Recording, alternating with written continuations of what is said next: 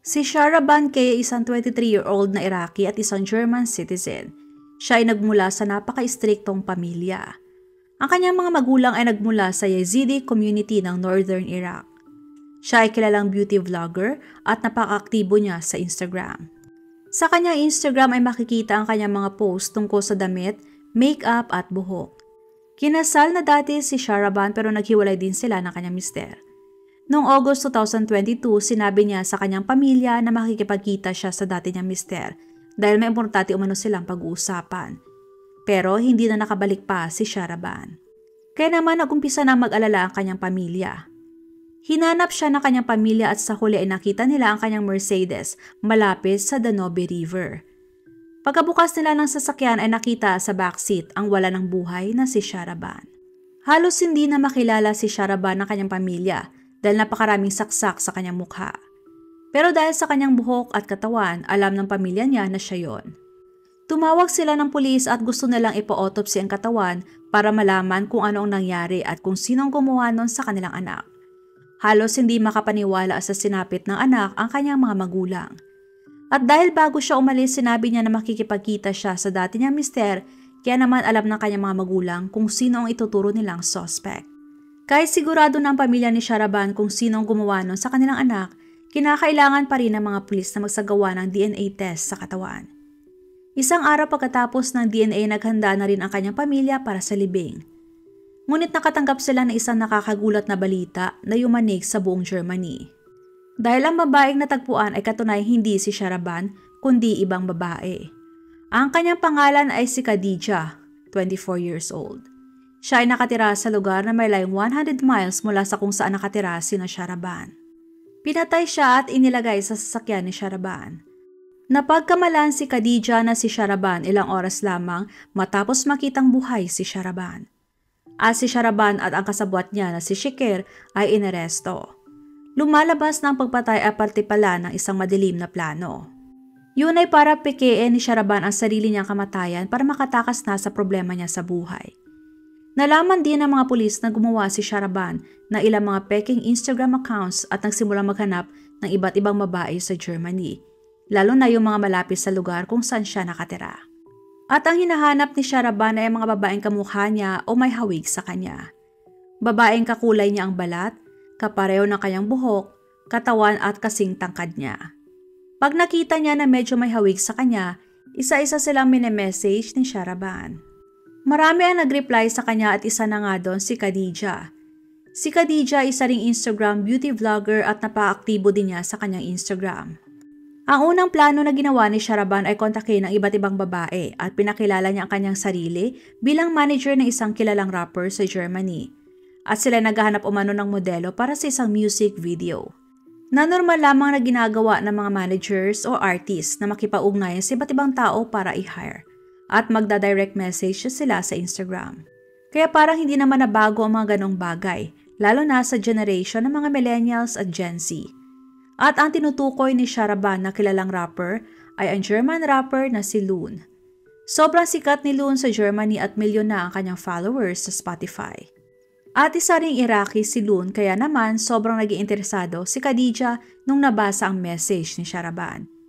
Kaya naman nag-message si Khadija kay Loon para masigurado kung totoo ba ang sinabi sa kanya ni Shahraban at kung hindi ba siya na-scam. Nag-reply si Loon kay Khadija na, "It's fake sister, don't answer."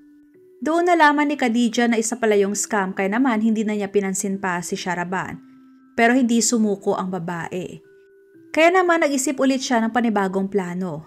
Nagkunwari na naman siya na isang salon owner at magbibigay siya ng libreng treatment at libreng produkto. At muli na naman niyang kinontak si Khadija.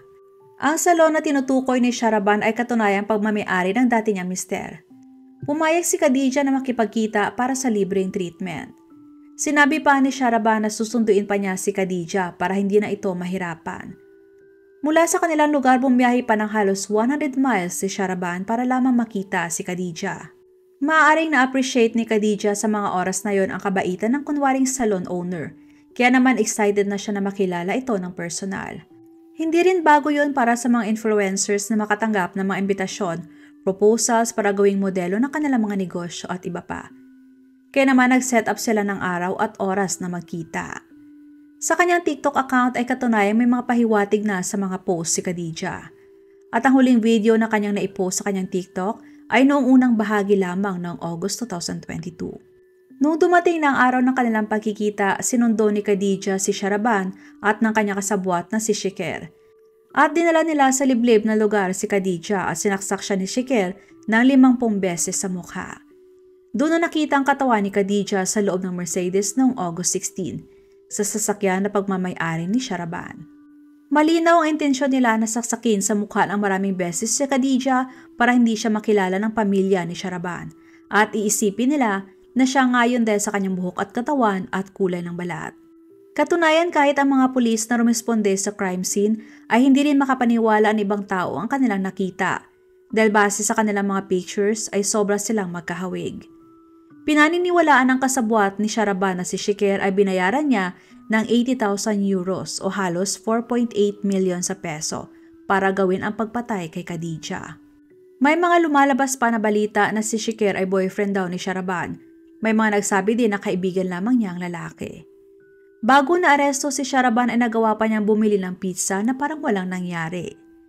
Noong tinanong siya ng mga pulis kung bakit niya ginawa yon, sinabi niya dahil gusto niyang pikiin ang sarili niyang kamatayan, dahil gusto niyang makalayo sa kanyang pamilya na madalas nagtatalo at walang katahimikan.